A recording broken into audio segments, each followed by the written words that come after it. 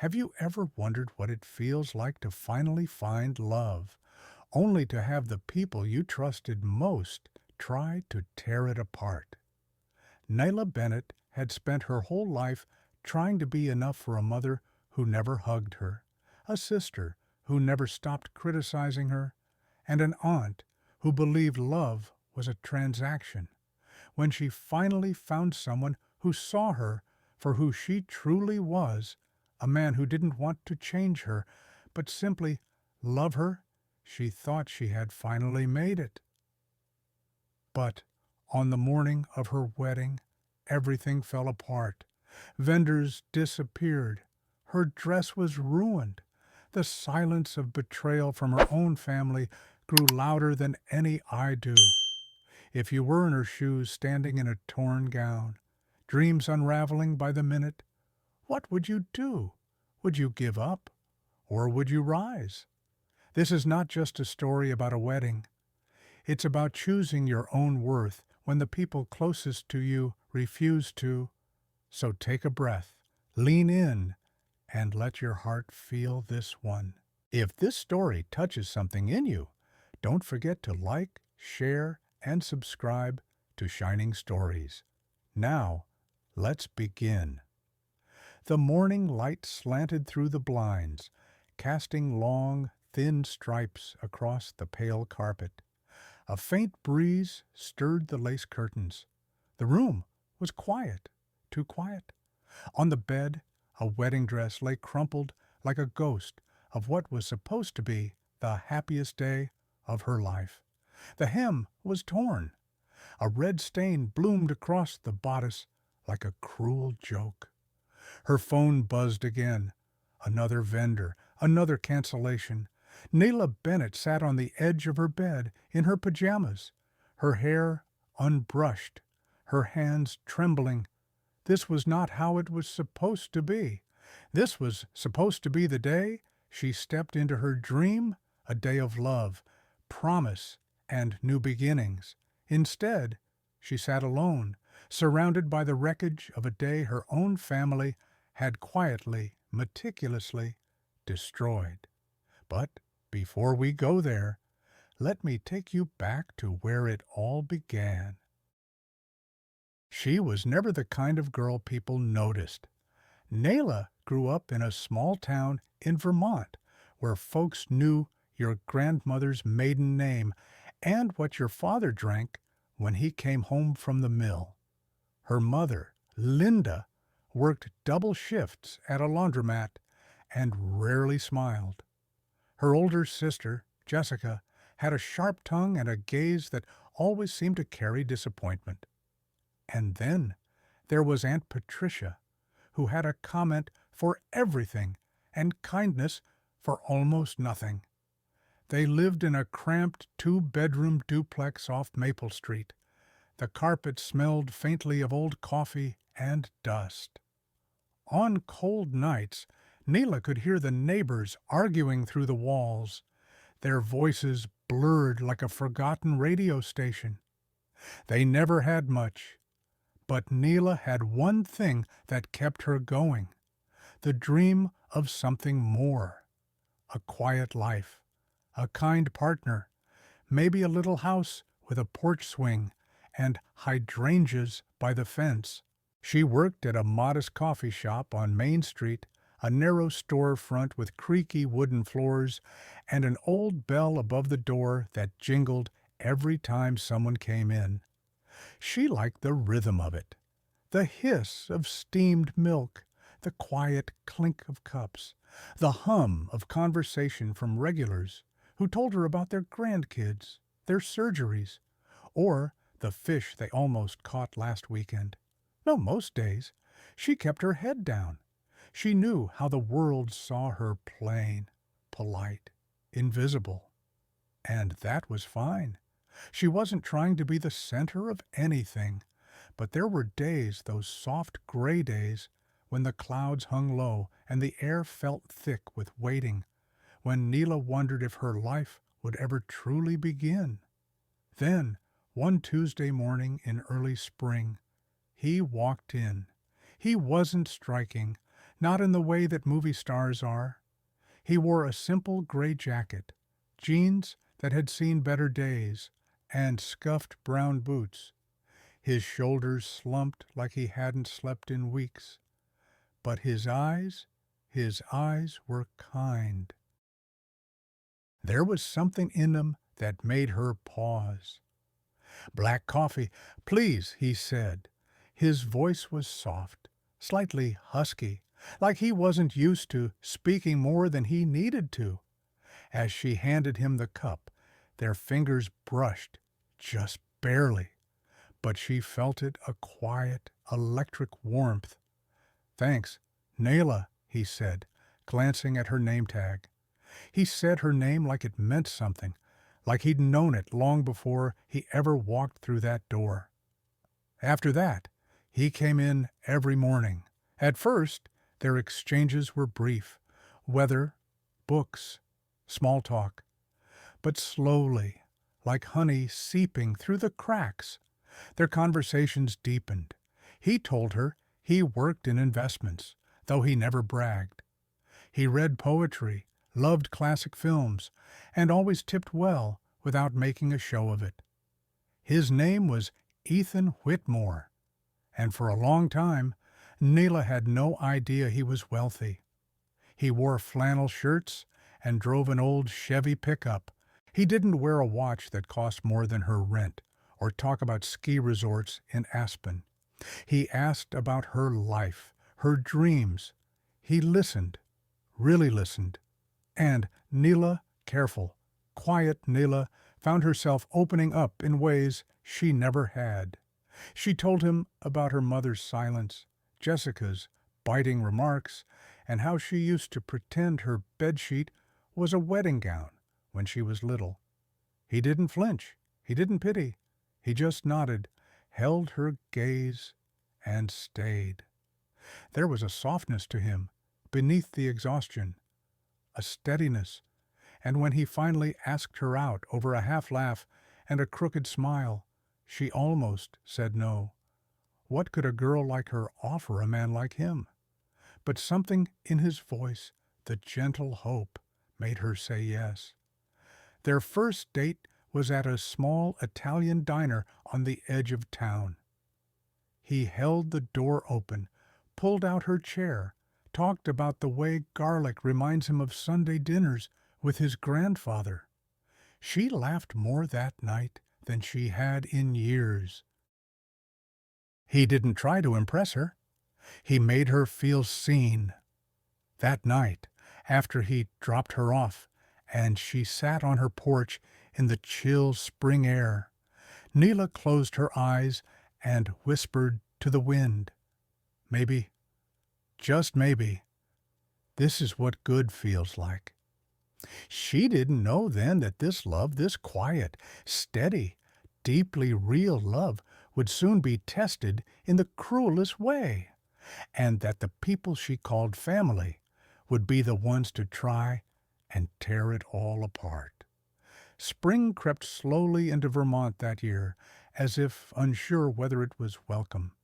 The air carried a damp sweetness, a mix of melting snow and blooming dogwood trees. The days stretched longer, and the sunlight lingered on the pavement outside the coffee shop just a bit more each evening. Ethan Whitmore kept coming, each morning, just after 7 or mim.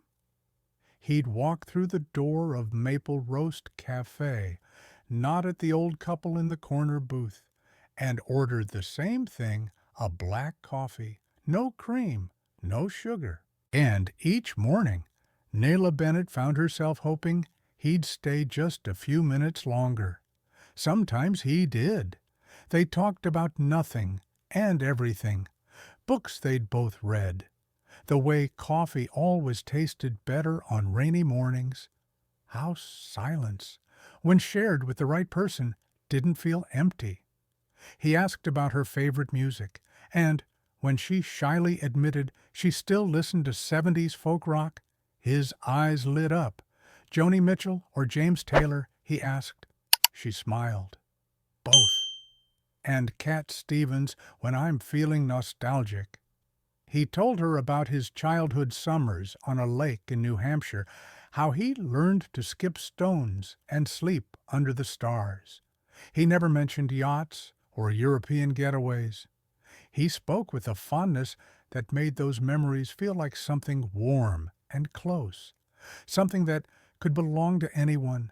That was Ethan.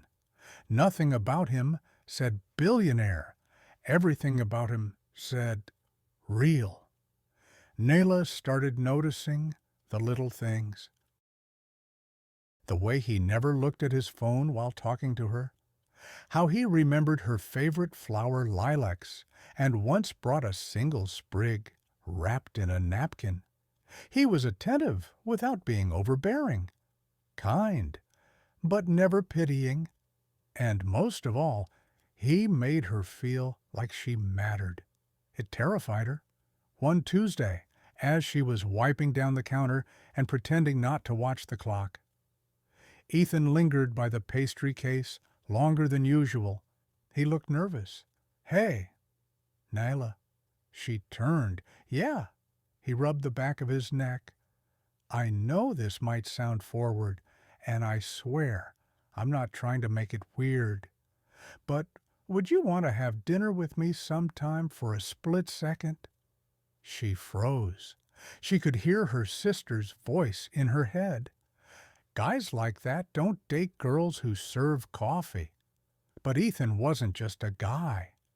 He was someone who saw her, who listened, who never once made her feel less than. She looked at his face, hopeful, vulnerable, and surprised herself by saying, "I'd like that." They had dinner that Friday at a tiny Italian place just off Main Street. The lights were soft, the wine inexpensive, but warm. Ethan asked questions like he genuinely wanted to know her, not just the facts, but the spaces in between. He asked about her favorite childhood memory. She told him about the time she won a school art contest and her mom actually showed up to the ceremony. She didn't smile, Neela said, but she clapped. Once. That was enough. He didn't laugh. He didn't rush in with advice or apologies. He just reached across the table, gently brushed his fingers against hers, and said, "That must have meant the world." It did. And so did that moment. Over the weeks that followed, their connection deepened, not in grand gestures, but in quiet rituals. Ethan started leaving her handwritten notes tucked into her tip jar. She began baking muffins at home just to bring him a fresh one each morning. They shared playlists, walked aimlessly through old bookstores, watched thunderstorms from his porch in silence. But Neela still struggled. Each time Ethan did something kind, offered to drive her home in the rain, left a single daffodil on her front steps, her heart swelled, then whispered, "You don't belong in his world." She hadn't told her family yet. She wasn't sure she could. Her mother barely noticed when Nyla came home later than usual. Jessica, on the rare evenings she visited, always made sarcastic remarks about your mysterious coffee customer. Aunt Patricia had once warned her that men like that only cared about appearances and that Neela didn't have much to show. So Neela kept her happiness quiet, like a candle she shielded with both hands. One night, they sat on a park bench under a blanket of stars. Neela had her knees pulled to her chest, and Ethan had draped his coat over her shoulders. "Can I ask you something?" she said softly. "Anything?" "Why me?" Ethan turned to her. "What do you mean?" She shrugged. I don't have much. I'm not." She hesitated. "I'm not like the women I imagine you've dated before." There was a long pause before he spoke. Not awkward, just full. "You ever meet someone," he said, "and just know they see you, not the job, or the family name, or the bank account. Just you. She nodded slowly. That's what I see when I'm with you. Nyla, I'm not trying to save you. I just want to be near you. Her eyes filled before she could stop them. No one had ever said something like that to her, not without a catch. That night, when he kissed her for the first time, it wasn't fireworks or sweeping music. It was gentle, sure, and so full of meaning it made her chest ache. In that moment, Neela felt something she hadn't in a long, long time. Safe. She didn't know yet that the safety she felt would soon be threatened not by strangers, but by the very people who shared her blood. And the deeper she fell into love, the more tangled the strings of guilt and fear became. Because in the Bennett family, happiness was often met with suspicion, and Neela was about to learn that some people, especially those closest to you, don't always celebrate when you rise.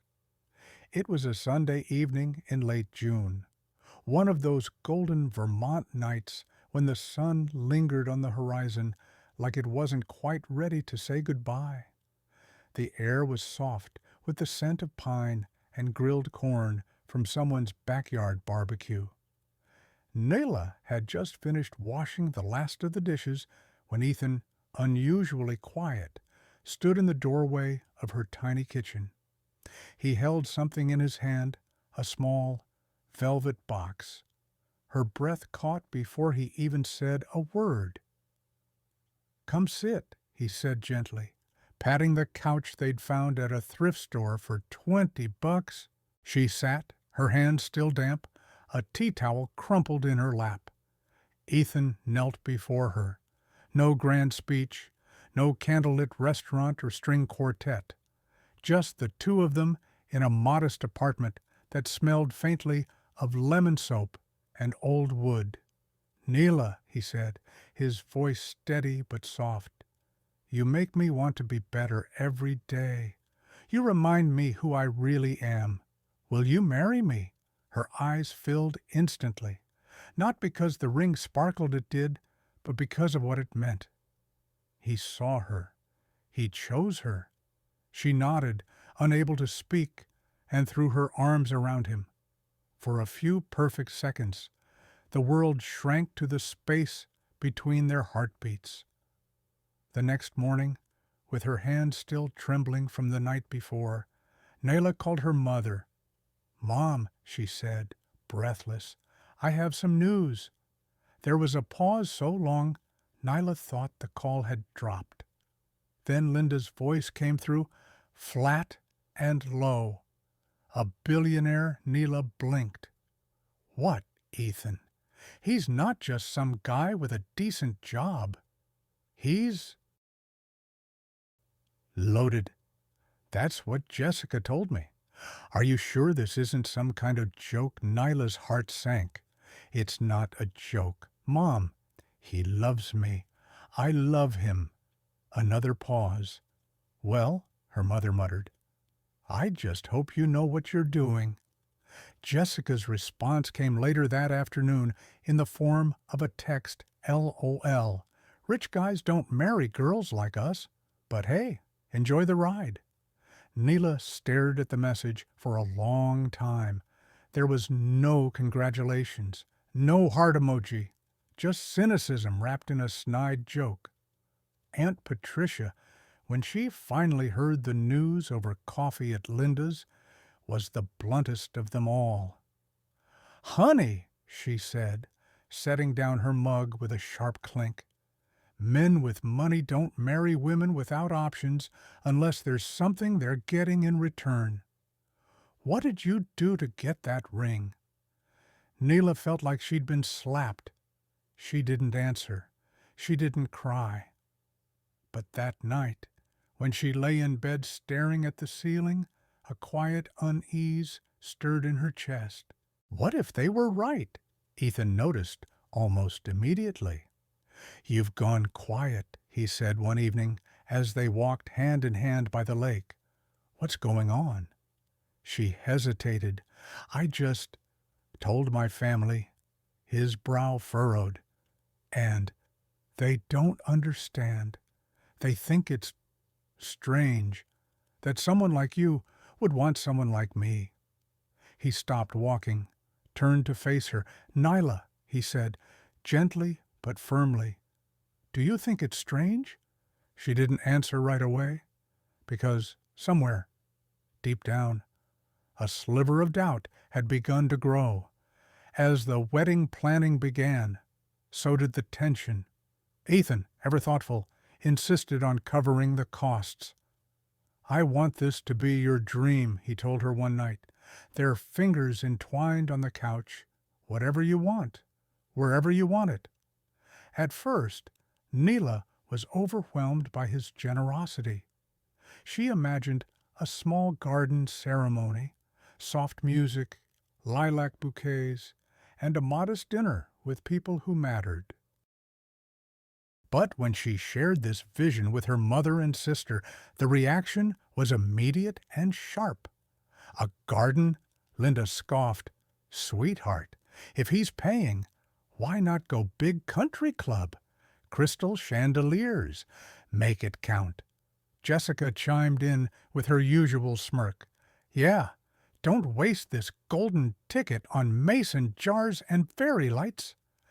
Aunt Patricia's voice cut through the noise. "You want people thinking he married some barefoot waitress. You need elegance, prestige." Each planning session became a quiet war. Neela wanted simplicity. They demanded extravagance. When she suggested white roses, they insisted on orchids. When she chose a classic lace gown, Jessica wrinkled her nose. "That makes you look poor." When she picked a modest menu, Linda frowned. "People will think he's cheap." It wasn't about her anymore. It was about image, about what they could show the world. And through it all, Nayla felt herself slipping, losing the dream she had once clung to, piece by piece. She tried to talk to Ethan about it. "They're overwhelming," she said one night, her voice tight. He brushed her hair back from her face. "We can do whatever you want. Nyla, you don't owe anyone a show." "I know," she whispered. They're my family." Ethan nodded. "But do they make you feel loved?" It was such a simple question, and yet she couldn't answer it. Not with any honesty. One evening, after yet another exhausting group meeting about table linens and guest lists, Neela sat alone in her car outside the coffee shop. She watched the rain bead on the windshield and tried not to cry. She remembered the way Ethan looked at her that first day, the way he said her name, and she wondered, not for the first time, if she was slowly becoming invisible again, but this time in her own story. What she didn't know, what she couldn't know, was that her family had already started planning something far beyond opinions and flower choices.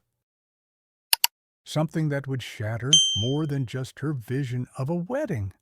And Ethan, quietly watching from the edges, had begun preparing for what he feared was coming. The engagement announcement went out with a simple photo, Ethan holding Nyla's hand as she laughed, her eyes half closed in mid-smile.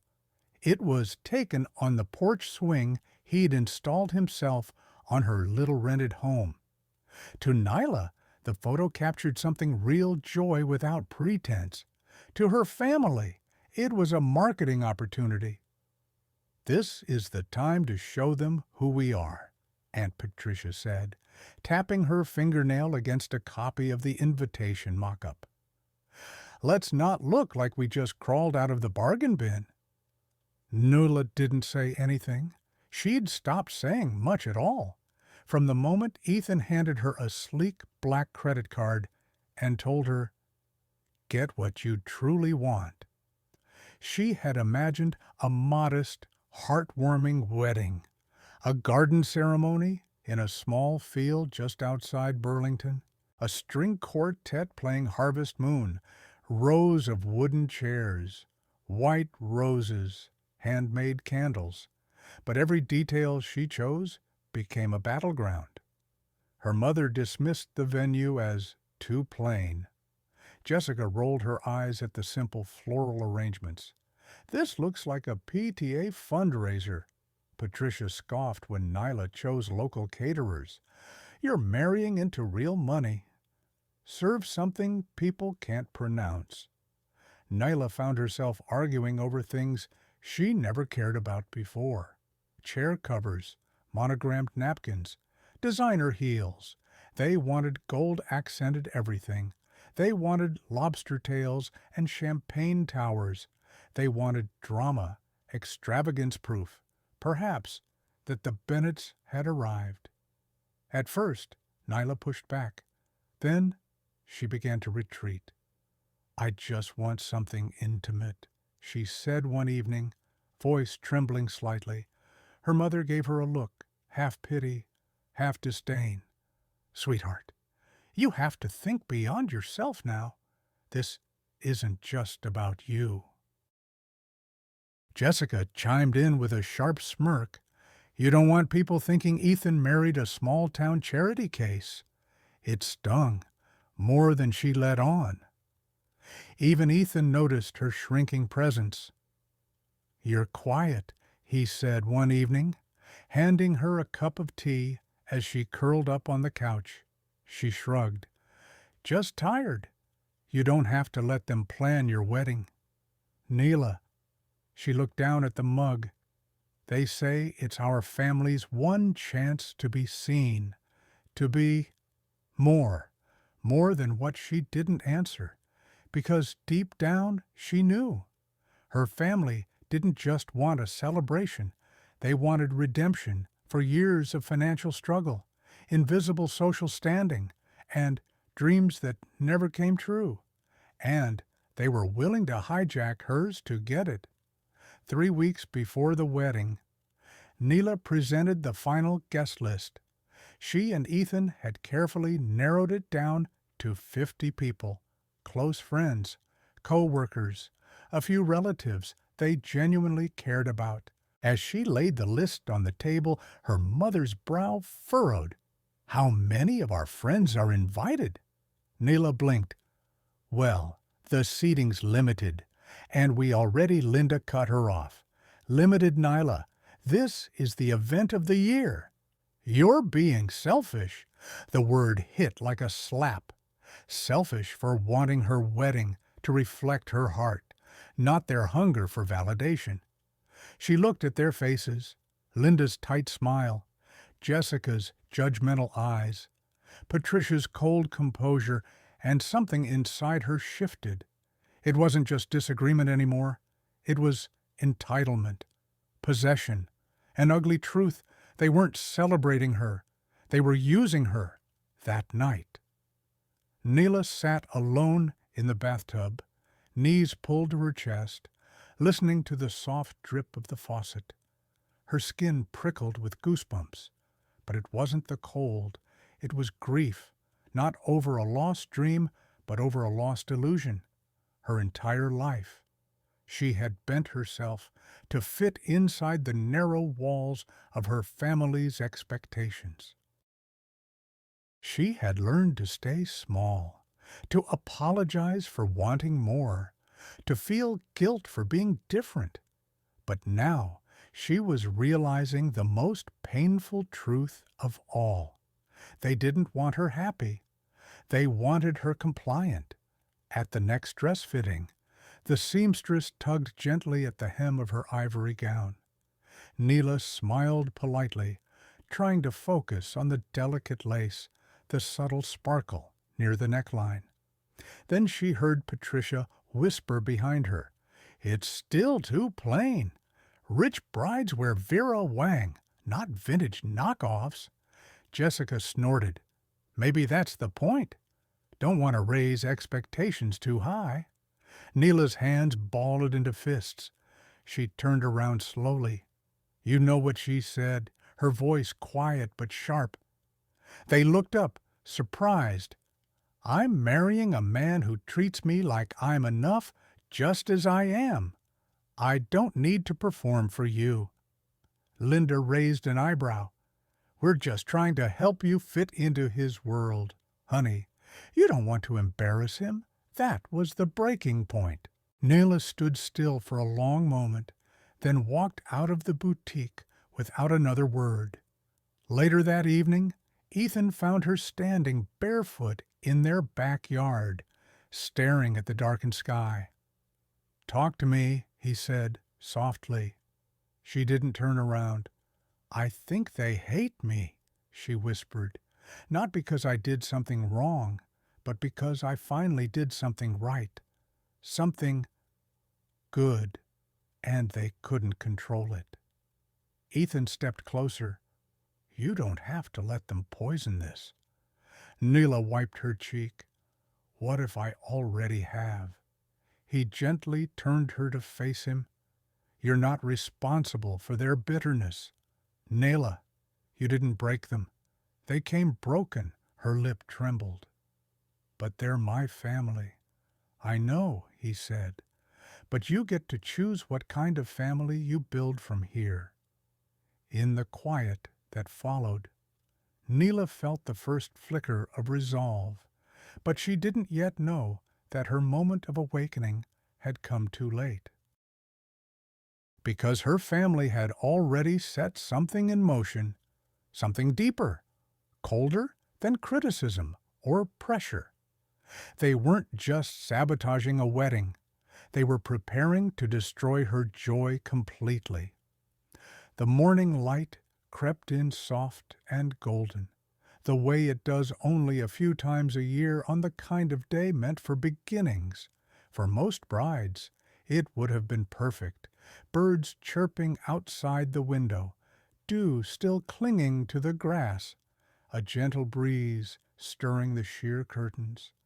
Nyla Bennett sat on the edge of her bed, wrapped in a robe, staring at the garment bag that held her wedding dress. Today was the day she had dreamed of since she was a child, hiding under old curtains, pretending to be a bride. The day she thought would rewrite every harsh word, every cold silence, every moment of self-doubt. She didn't know that within hours her dream would unravel at the seams slowly, and then, all at once.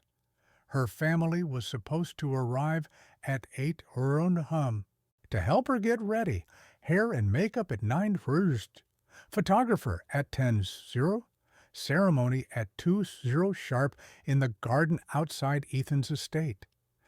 Everything had been planned down to the minute, but by 8:30 no one had shown up.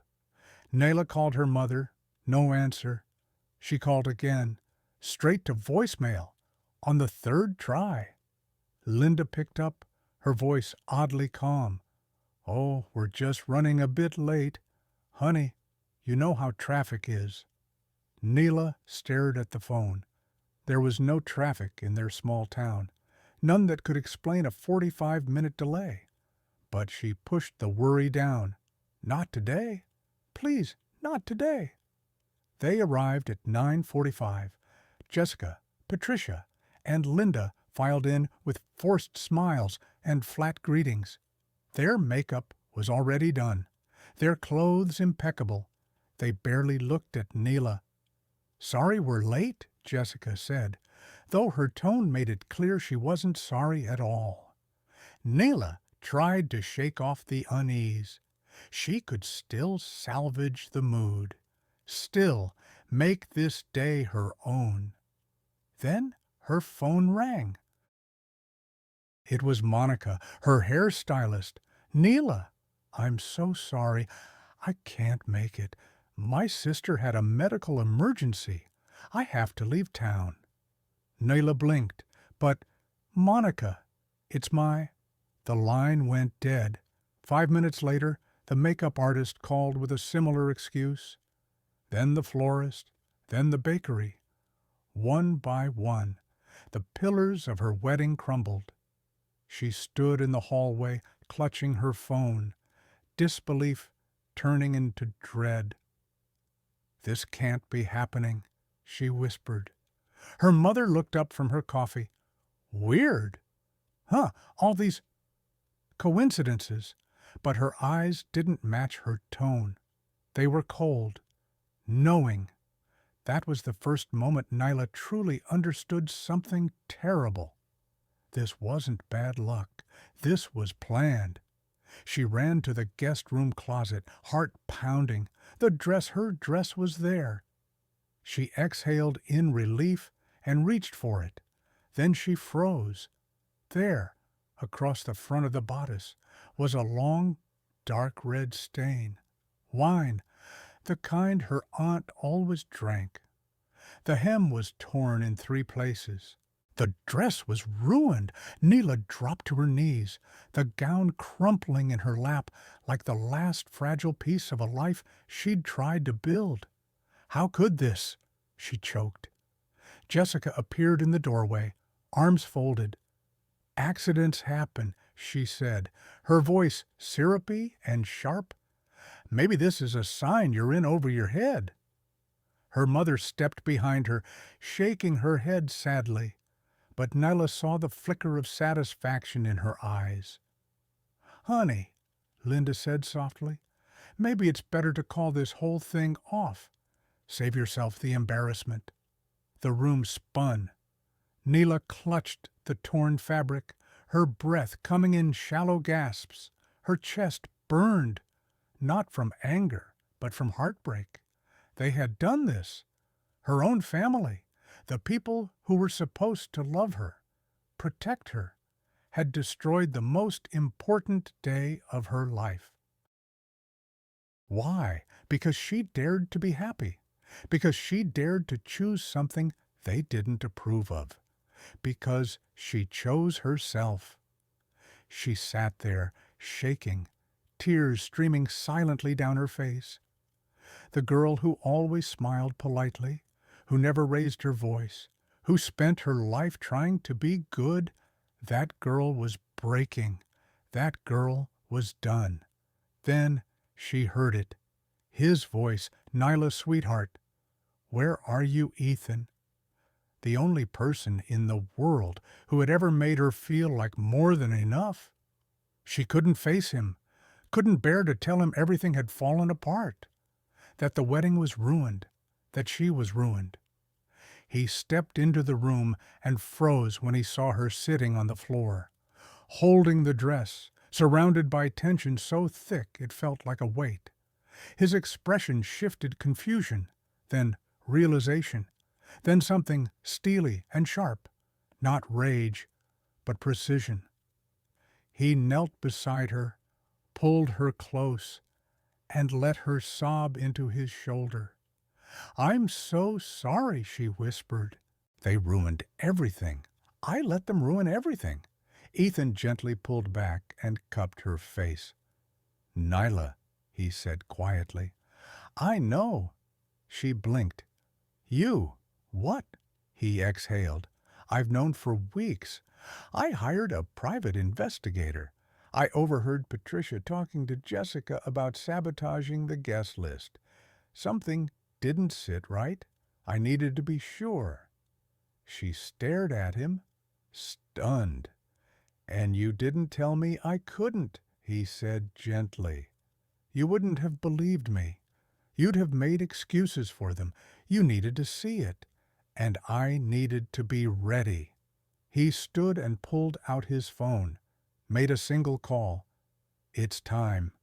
Minutes later, Nyla heard them trucks pulling into the driveway. Voices, footsteps. She followed Ethan to the window. A crew of stylists, decorators, florists, and photographers flooded into the yard like a well-oiled army. "Plan B," Ethan said softly. "I had backups for everything." She turned to him, stunned.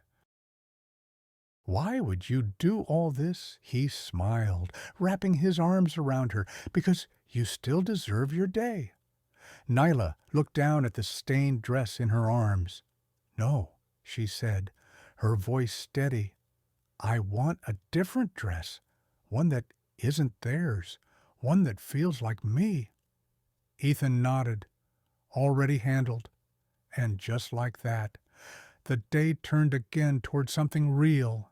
Outside, the morning had taken on a new rhythm, where silence once clung like fog. Now came the sounds of motion of life. Car doors closing, boxes being carried, voices calling directions with calm efficiency.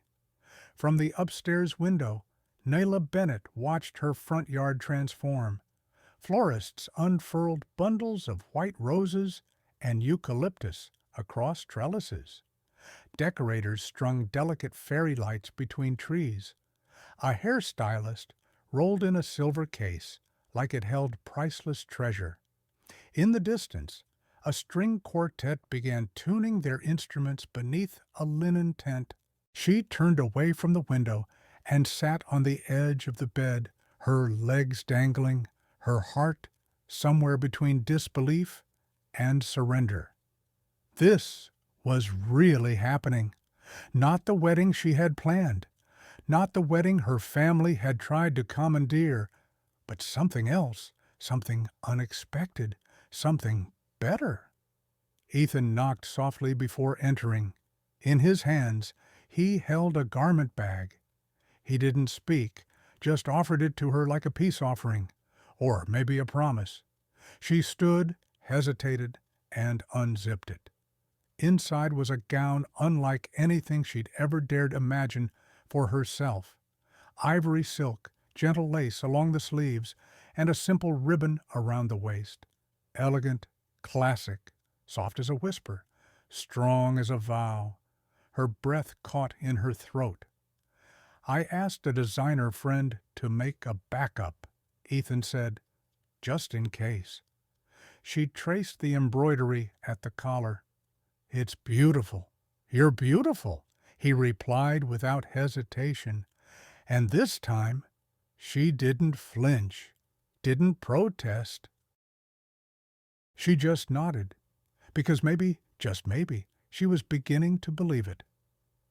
An hour later, she sat in front of a mirror as a stylist gently curled her hair, working with care and grace. Another artist applied soft strokes of color to her cheeks, her lips, her eyelids. They didn't rush, they didn't gossip, they simply worked with reverence, as if honoring something delicate and sacred. One of them, a young woman named Elise, smiled at her reflection and said, "You have the kind of face that tells a story." Neela blinked. "What kind of story?" Elise shrugged, "One that ends with a woman finally choosing herself." The words clung to her chest long after Elise turned away. Downstairs, her family stood awkwardly in the foyer, watching the transformation unfold. Men in suits carried floral arrangements past them. Servers moved efficiently in and out of the kitchen. A photographer adjusted her lens and ignored their presence entirely. Patricia whispered something sharp under her breath. Jessica checked her phone with exaggerated disinterest. Linda's face was unreadable. Her fingers clutched tightly around a lukewarm cup of coffee. Then Ethan entered. He was calm, but there was no warmth in his eyes. "Ladies," he said, voice level, "I think it's time for you to leave." Linda opened her mouth. "Ethan, I think there's been some sort of—" "No," he interrupted, holding up a hand. "No more pretending. You didn't come here to celebrate. You came to destroy." Jessica scoffed. "You can't just throw us out. We're her family." He didn't raise his voice. He didn't need to. "Family," he said, "doesn't sabotage the people they claim to love." Two security guards appeared silently behind him, polite but firm. Patricia gave one final snort of contempt. "This won't last. Men like you don't stay with girls like her." Ethan didn't even blink. "Fortunately, she's not a girl. She's a woman, and I intend to spend the rest of my life honoring her." He turned, and the guards guided them out without incident. The door clicked shut behind them. Upstairs, Nila sat in silence, unaware of what had just happened below. She stared at her reflection, not the young woman who used to apologize for existing, not the little girl who tried to earn love by shrinking herself. Someone else now looked back, not perfect, but free. When she finally walked down the stairs, everyone paused. Conversations stopped. Music softened. Nila moved slowly, carefully, wearing the dress Ethan had saved just for her. Ethan met her at the bottom step, his expression a blend of awe and something older, something like devotion. He offered his arm. She took it. They stepped outside into a backyard that no longer resembled a backyard at all. It looked like a garden in a dream string, lights glowing gently, petals scattered like confetti, chairs arranged in quiet symmetry beneath the Vermont sky. Only 20 guests sat waiting.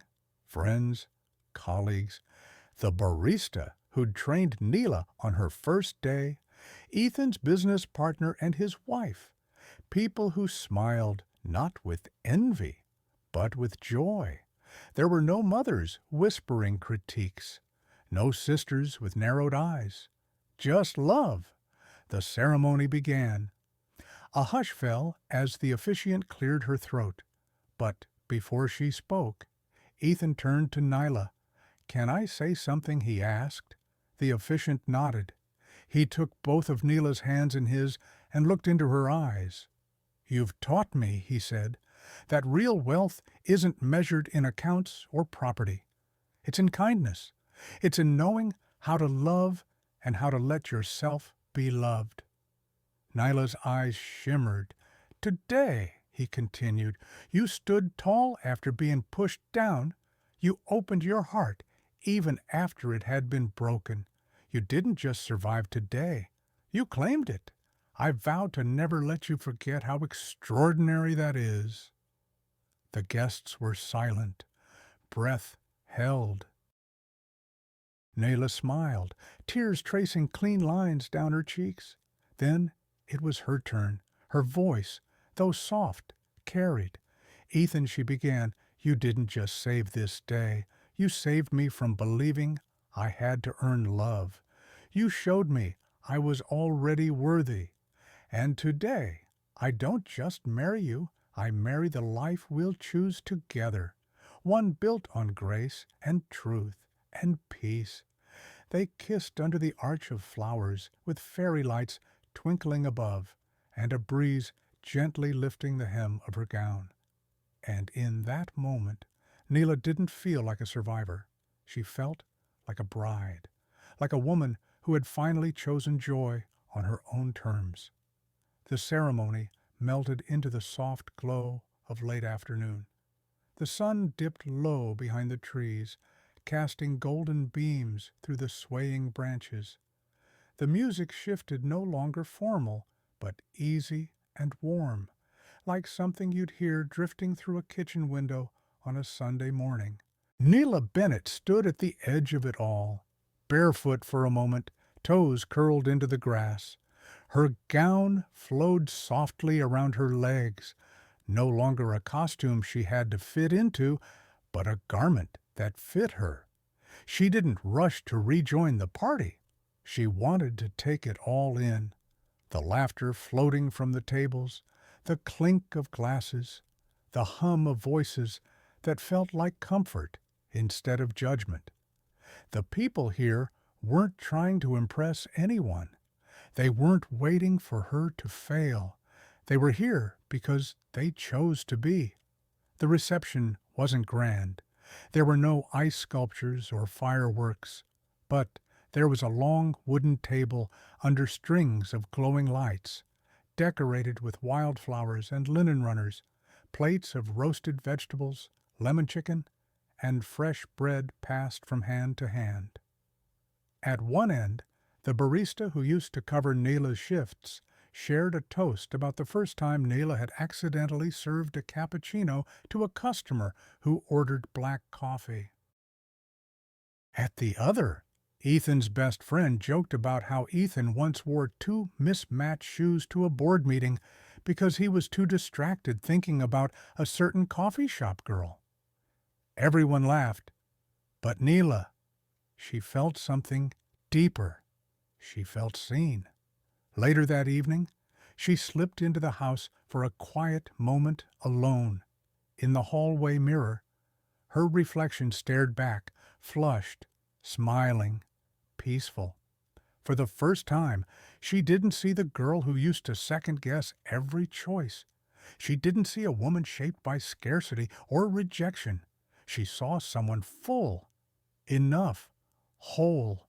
Behind her, a voice broke the silence. "Hey, wife." Ethan, she turned, and he was leaning against the doorframe, arms crossed, a small smile tugging at his lips. "Still surreal," she said softly. He walked toward her. "You know, when I first walked into that coffee shop, I was just looking for caffeine." She chuckled. "And instead, you got a mess with chipped nail polish and a bad attitude." "No," he said, wrapping his arms around her, "I got everything I didn't know I needed." Back outside, their first dance began. No stage, no spotlight, just a wooden platform under the trees and an old record playing Louis Armstrong. Nayla rested her head on Ethan's chest, and they swayed gently. Not for show, not for photos, just for each other. Around them, the people who mattered, the ones who showed up, not because they had to, but because they wanted to watch with soft smiles and teary eyes. Ethan's mentor clinked his glass and raised it high. "To choosing joy," he said, "to choosing your people. Blood doesn't make a family. Loyalty does." Everyone raised their glasses. Nayla blinked back tears. This wasn't just her wedding. This was her arrival. The evening wore on with stories, dancing, and quiet conversation. Someone passed out slices of vanilla cake with lemon frosting. The little flower girl fell asleep under the table, clutching a stuffed rabbit. The violinist played one last song before packing up, his eyes misty as he waved goodbye. And Nayla, she stood with Ethan under the fairy lights, arms around each other's waists, not speaking, just feeling. A soft peace settled over her chest, not the explosive kind, the kind that comes after surviving something hard, the kind you have to earn. As the last guests trickled out and the candles flickered low, Nayla walked through the yard one final time. She touched the chairs, the tablecloths, the small box of handwritten notes from friends. Every detail was imperfectly perfect, and it was hers. No one had stolen this from her. She'd claimed it back, inside. She curled up on the couch beside Ethan, both still in their wedding clothes. She kicked off her shoes and leaned against him. He kissed her hair. "You did it." She shook her head. "We did." There was a long pause. Then Nayla whispered, "You know what's wild? What this is the first time I've ever had a day that didn't feel like I owed someone something." Ethan pulled her close. "That's how it should be, and it won't be the last." That night, as they lay together beneath a quilt sewn by Ethan's grandmother, Nayla stared at the ceiling and thought about everything she'd lost, and everything she'd gained. She thought about silence that used to feel like punishment, but now felt like peace. She thought about love that once felt conditional, but now felt like home. She thought about the girl who used to shrink herself to fit into everyone else's world. And she smiled, because that girl had grown wings. 6 months had passed. The autumn air had turned crisp in Vermont, painting the trees in fire-colored leaves. The world outside Nyla Bennett's window shimmered in golds and reds. But the world inside her, it was calm, steady, quiet, in a way that felt earned. She stood at the kitchen sink of the home she now shared with Ethan Whitmore. It wasn't a mansion or a high-rise penthouse. It was a restored farmhouse on the edge of town, with creaky floorboards and a porch that faced the sunrise, a place that felt like theirs. She sipped her coffee, still black, still strong, and stared out at the yard where she'd once said, "I do under fairy lights and white roses." A single thought stirred gently in her chest. I'm not who I used to be. There were moments when the past still knocked. A forwarded email from an old cousin, a voicemail from her mother, brief and businesslike, a chance sighting of Jessica at the grocery store, smirking from behind her shopping cart as if nothing had happened. But those moments no longer crushed her. They passed through her like clouds over water, felt but not held. Because Nyla had learned that letting go didn't always come with fireworks or declarations. Sometimes it came in the form of not answering. Sometimes in the form of living well, not out of spite, but out of healing. One evening, Ethan found her curled up on the couch, reading a book. He sat beside her, ran a thumb along her wrist, and asked, "Do you miss them?" She thought for a long time before answering. "I miss the idea of them," she said. "The version of them I hoped they could be." Ethan nodded. He understood. They weren't capable of loving me in the way I needed. She continued, "But I don't hate them. I just finally stopped needing their approval."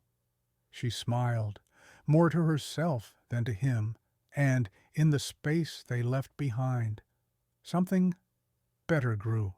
Their days became simple, shared breakfasts, long walks, quiet evenings on the porch swing.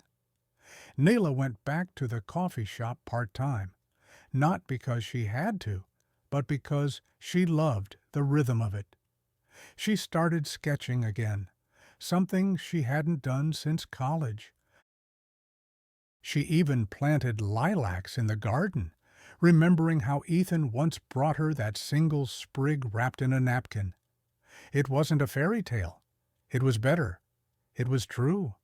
And in the quiet moments, when no one was watching, Nyla would think back to the girl she used to be, the girl who believed she had to earn love by being small, the girl who thought loyalty meant accepting pain, the girl who measured her worth by her family's moods, and she'd whisper, "You made it." Not long after, she received a letter. It was from Patricia, a short, sharp note, apologizing if she had hurt her, though things got out of hand.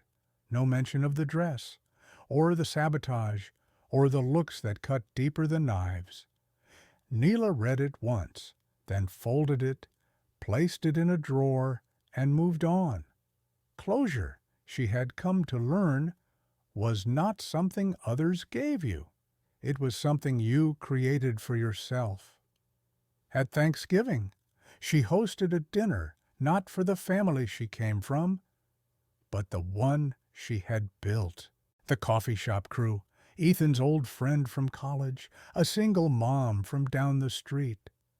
The table was mismatched. The stuffing slightly burned, and someone spilled cider on the rug. It was perfect. Between courses, someone asked, "Do you ever hear from your old family?" Neela didn't flinch. "Not really," she said, "and I'm okay with that." She smiled, lifted her glass, and added, "Sometimes the greatest gift is losing the people who were never really with you to begin with." The room went quiet, not from discomfort, but from resonance.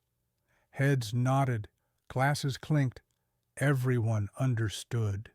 Later that night, after the guests had left and the dishes were done, Neela stepped onto the porch and breathed in the cool night air. The stars blinked above her. The wind rustled the trees.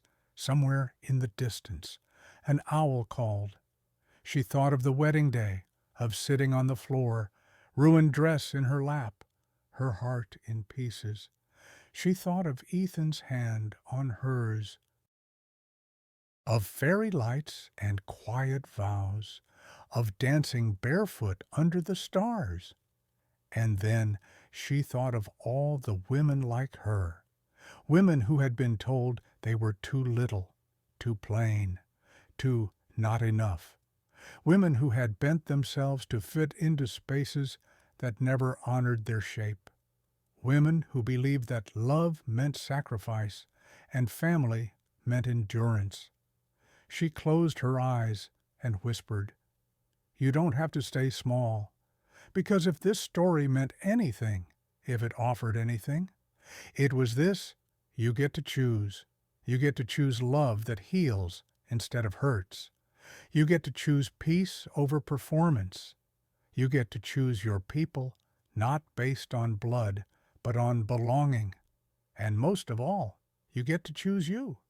The wind picked up, and Nayla Bennett, once a simple woman behind a coffee counter, now stood quietly strong on her porch, her life her own, and for the first time in her life, she was completely, unapologetically free. Sometimes the deepest wounds come not from strangers, but from the people who share our last name. This story reminds us that family is not defined by blood. It's defined by love, respect, and presence. Nayla's journey teaches a quiet but powerful truth. It's never too late to choose peace over performance, truth over tradition, and love over loyalty. That hurts. For many of us, especially those in the later chapters of life, this truth can feel both familiar and freeing. Maybe you've spent years holding on to roles that were never yours to play. Maybe you've been made to feel small in the name of keeping the peace. But what if the peace you've been keeping has cost you your voice like Nayla? We all deserve to be surrounded by people who celebrate our worth, not question it. And sometimes healing begins not with confrontation, but with release. You are not too old to start again. You are not too late to choose differently. Let this story be your quiet permission to let go of what no longer serves you and to embrace the life and the love that truly does. Thank you for sharing your time and heart with us today. If this story moved you, made you think, or simply reminded you that love, real love, still matters, we'd be honored if you'd show your support. Please like, share, and subscribe to Shining Stories. Your voice helps us reach others who may need this message too. And together, we can keep bringing more light to the places that need it most. Until next time, stay kind, stay brave, and keep believing in better.